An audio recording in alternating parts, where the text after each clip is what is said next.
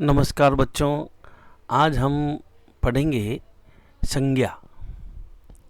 संज्ञा शब्द का अर्थ होता है नाम। हम किसी भी अपने मित्र का, अपने दोस्त का, किसी भी वस्तु का जो भी नाम बुलाते हैं, उस नाम को ही हम क्या कहते हैं? संज्ञा कहते हैं। अब आपने मान लीजिए अपने मित्र रमेश को बुलाया, अपने मित्र मोहन को बुलाया, अपने मित्र राम को बुलाया, तो वो जो आप नाम बुलाते हैं वह नाम संज्ञा शब्द होता है। अब मान लीजिए आपके पास पुस्तक है, तो वो भी कोई वस्तु हो गई, और जब वो वस्तु होती है तो उस वस्तु को हम जिस नाम से पुकारते हैं वह संज्ञा शब्द कहलाती है। मान लीजिए आप नागौर में रहते हैं, और यदि आपने कहा कि मैं नागौर में रहता हूँ, तो आपने नागौर शब्द का प्रयोग किया, और नागौर नाम जो आपने लिया वह नाम क्या कहलाता है? संज्ञा कहलाता है। इसीलिए संज्ञा शब्द की जो परिभाषा होती है कि किसी व्यक्ति का, किसी वस्तु का, किसी स्थान का या किसी भाव का यदि हम नाम बुलाते हैं तो उस नाम को ही संज्ञा कहते हैं। अब इन्हीं के आधार पर संज्ञा के भेद किए गए। इनके आधार पर संज्ञा के 3 भेद किए गए। पहला है व्यक्तिवाचक, दूसरा है जातिवाचक, और तीसरा है भाववाचक। उसके बाद हम लोग सबसे पहले व्यक्तिवाचक संज्ञा के बारे में जानकारी करते हैं। तो व्यक्तिवाचक संज्ञा की जानकारी करने में सबसे पहले हम उसकी परिभाषा देखते हैं।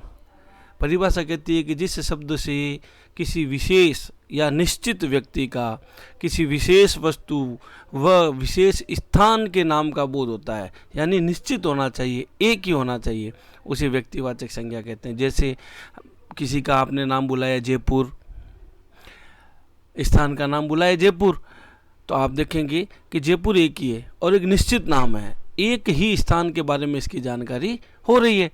तो इस प्रकार से वह जो आपने नाम बुलाया है वह नाम तो होगा संज्ञा, लेकिन कौन सी संज्ञा होगी? व्यक्तिवाचक संज्ञा होगी, क्योंकि वह एक विशेष स्थान हो गया, एक विशेष या निश्चित नाम हो गया। जब निश्चितता का बोध होता है वहाँ व्यक्तिवाचक संज्ञा का प्रयोग होता है। अब कई लोगों को ये पता नहीं चलता कि व्यक्तिवाचक संज्ञा किन किन के रूप में आती है, किस किस के रूप में आती है।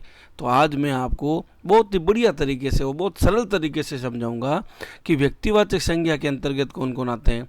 तो आप देखिए, व्यक्तिवाचक संज्ञा किस रूपों में हम लोगों को प्रकट होती है कि जितने भी इस धरती पर व्यक्ति हैं और उनके जो नाम हैं, उन सभी नामों को हम लोग व्यक्तिवाचक संज्ञा के अंतर्गत लेते हैं। चाहे वह नाम अंग्रेजी का हो, चाहे नाम वह उर्दू का हो, चाहे वह नाम हिंदी का हो, चाहे संस्कृत का हो, किसी का भी हो, हम किसी भी व्यक्ति का यदि नाम बुलाएंगे तो वह जो नाम आप बोलते हैं वह संज्ञा के अंतर्गत आता है। और कौन सी संज्ञा? व्यक्तिवाचक संज्ञा के अंतर्गत आता है। उसके बाद दिशाओं के नाम, आप दिशा बोलते हैं ना, पूर्व, पश्चिम, उत्तर, दक्षिण, ये जो दिशाएं बोलते हैं, उन दिशाओं के नाम को भी हम लोग व्यक्तिवाचक संज्ञा के अंतर्गत देते हैं। देशों के नाम आते हैं, भारत आ गया, अमेरिका आ गया, श्रीलंका आ गया, नेपाल आ गया, भूटान आ गया। आपने इन देशों के जो नाम बोले हैं वह व्यक्तिवाचक संज्ञा के अंतर्गत आता है। राष्ट्रीय जातियाँ हो गई। अब आप कहते हैं राष्ट्रीय जातियाँ क्या होती है? हम भारत में रहते हैं ना, हम भारत में रहते हैं तो हमें लोग क्या कहेंगे कि ये तो भारतीय है। तो आप भारतीय जब आपको बोला गया तो इसका मतलब वह राष्ट्रीय जाति हो गई, पूरे राष्ट्र की जाति है। हम विदेश में कहीं भी जाएंगे तो लोग क्या कहेंगे? ये इंडियन है, ये भारतीय है, ऐसा ही कहेंगे। तो इसलिए राष्ट्रीय जातियां बनती है। मान लीजिए अमेरिका का व्यक्ति आ गया तो वह क्या कहेगा? अमेरिकी आ गया। जर्मनी से कोई व्यक्ति आ गया तो आप क्या कहेंगे? जर्मन आ गया। तो इस प्रकार से जब हम किसी भी राष्ट्र की जाति को दर्शाते हैं तो वह भी व्यक्तिवाचक संज्ञा में आता है। समुद्र के नाम आ गए, हिंद महासागर आ गया, प्रशांत महासागर आ गया, तो इतने बड़े बड़े हैं, काला सागर आ गया। तो ये जो नाम बोलते हैं, यह समुद्रों के जितने भी नाम हैं वह सब व्यक्तिवाचक संज्ञा के अंतर्गत आता है। नदियों के नाम आप लोग जानते ही हैं कि हमारी सबसे प्रसिद्ध नदी कौन सी है, सबसे पवित्र नदी कौन सी है? हाँ, गंगा नदी। तो गंगा नदी है ना, तो गंगा नदी किस में आती है? व्यक्तिवाचक संज्ञा में आती है। कई लोग कहते हैं नहीं, मुझे तो और भी पता है, गंगा नदी है, ब्रह्मपुत्र है, कावेरी है, कृष्णा है, गोदावरी है। तो जितनी भी नदियों के नाम हैं वह सारी की सारी नदियाँ व्यक्तिवाचक संज्ञा के अंतर्गत आती है। तो आप लोग देखेंगे आगे पर्वतों के नाम आ गया, अरावली पर्वत वगैरह, तो इसी के अंदर आते हैं। शहरों के नाम, नागौर आ गया, जयपुर आ गया, चित्तौड़ आ गया, ये शहर है। अहमदाबाद आ गया, सूरत आ गया, तो ये किस में आते हैं? व्यक्तिवाचक संज्ञा के अंतर्गत आते हैं। अब पुस्तकों के नाम आ गए, रामायण आ गया, महाभारत आ गया, गीता आ गया, बाइबिल आ गया, कुरान आ गया, तो ये सारे किस में आते हैं? व्यक्तिवाचक संज्ञा के। दिनों व महीनों के नाम, दिन का मतलब सोमवार, मंगलवार, बुधवार, ये जो दिन होते हैं इनके नाम भी व्यक्तिवाचक में आते हैं। और महीनों के नाम, चाहे अंग्रेजी महीने हो चाहे हिंदी महीने हो, चैत्र है, वैशाख है, ज्येष्ठ है, आषाढ़ है, या जनवरी, फरवरी, मार्च, अप्रैल, मई, जून, ये सारे के सारे किस में आते हैं?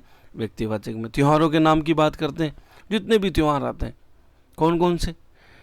सबसे बड़ा दीपावली का, फिर होली का, फिर रक्षाबंधन, फिर दशहरा, ईद, खूब सारे त्यौहार आते हैं। तो इस त्योहारों के नाम भी व्यक्तिवाचक के अंतर्गत आते हैं। हम लोग खूब सारे उत्सव भी मनाते हैं, जन्माष्टमी वगैरह, कृष्ण जन्माष्टमी वगैरह, तो उत्सव भी किस में आते हैं? व्यक्तिवाचक में आते हैं। पुस्तकों के नाम 2 बार आ गया, तो आपको पहले ही मैंने बताया था। समाचार पत्रों के नाम आप पढ़ते ना, Rajasthan Patrika, Navjyoti, Dainik Bhaskar, Punjab Kesari, times of India, तो ये जितने भी आप पढ़ते हैं वो सारे व्यक्तिवाचक के अंतर्गत आते हैं। फिर आ गया युद्धों के नाम। अब युद्ध, तराइन का युद्ध हुआ था, पानीपत का युद्ध हुआ था, अकबर और महाराणा के बीच में हल्दी घाटी का युद्ध हुआ था। तो आप जब बोलते हैं हल्दी घाटी का युद्ध, तो किसके अंतर्गत आता है? व्यक्तिवाचक। तो अब आपको ये ध्यान में रखना होगा कि कौन कौन सी चीज़ें जो है वह व्यक्तिवाचक संज्ञा के अंतर्गत आती है। मैंने आपको 15 लिस्ट दी है, 15 नामों की लिस्ट दी है। आप अपने इस सब चीज़ों को अपनी कॉपी में अच्छे से लिखिए, ताकि आपको पता रहे। लोगों को पता नहीं है अभी तक कि वास्तव में ही व्यक्तिवाचक संज्ञा के अंतर्गत कौन कौन आते हैं। कई लोगों को पता नहीं है। आप जब इनको पढ़ेंगे तो आपको लगेगा यार हमें तो नई चीज़ें मिली है।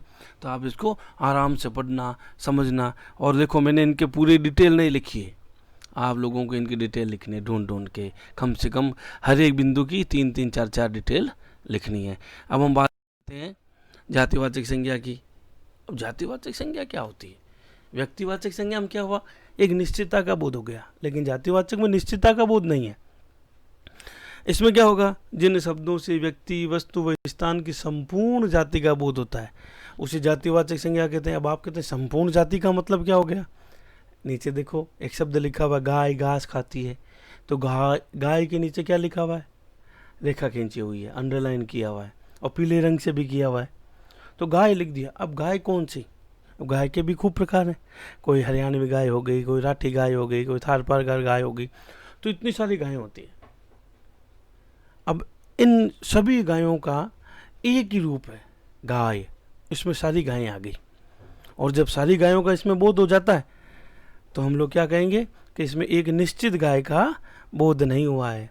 और जब निश्चितता का बोध नहीं होता, उसमें संपूर्ण जाति का बोध होता है, सभी का बोध हो जाता है, यानी सभी इसमें शामिल हो जाते हैं, तो वह जातिवाचक। एक उदाहरण और देखिए, लड़का घर जा रहा है। लड़का कौन सा? नाम है क्या किसी का? लड़का मतलब कोई सा भी लड़का हो सकता है। तो इस लड़के शब्द में भी कोई निश्चितता नहीं है, और जब इसमें निश्चितता नहीं है, निश्चितता का बोध नहीं है, तो वह जातिवाचक संज्ञा हो गई। इतनी सरल जातिवाचक संज्ञा। आप मोर ले लीजिए, किसी भी प्रकार का पक्षी का नाम ले लीजिए, तो निश्चित नहीं है।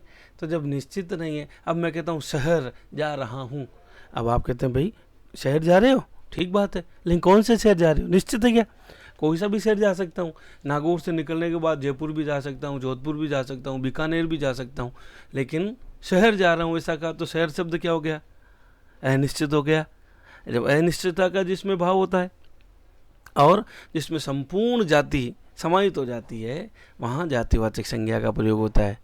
अब अंतिम में सबसे बढ़िया और सबसे सरल। ये सरल क्यों है? क्योंकि ये हमारे अंदर ही समाहित है, हमारे अंदर ही मौजूद है। भाववाचक संज्ञा, जिन शब्दों से व्यक्ति या वस्तु के गुण, दशा, दोष, आकार, अवस्था आदि भाव जाने जाते हैं, उसे भाववाचक संज्ञा कहते हैं। अब आप सोचते हैं भाव कौन से हो गए भाई, हमें तो भाव का पता ही नहीं है।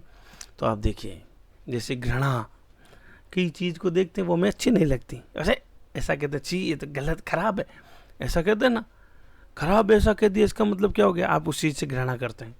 लेकिन ये है कहाँ, हमारे मन में बैठा हुआ है प्रेम। कोई चीज़ आपको बहुत अच्छी लग जाए, बहुत अच्छी लग जाए, तो आप उसे क्या कर बैठते हैं, प्रेम, यानी आपको वो पसंद आ जाती है। फिर क्रोध की बात करते हैं, कोई आपको डांटता है, फटकारता है, आप क्या करते हैं, क्रोध करते हैं। और जब क्रोध करेंगे तो ये क्रोध जो अपने मन में बैठा हुआ है, हमें दिखाई थोड़ी देता है, ये केवल महसूस कर सकते हैं। अपने मन की अच्छाई है, बुराइयां हैं, लंबाई है, ये सब चीज़ें हम महसूस कर सकते हैं। इसलिए भाववाचक में क्या होता है कि हम लोग उन अवस्थाओं, भावों को केवल जान सकते हैं, तो वो भाववाचक संज्ञा हो गई।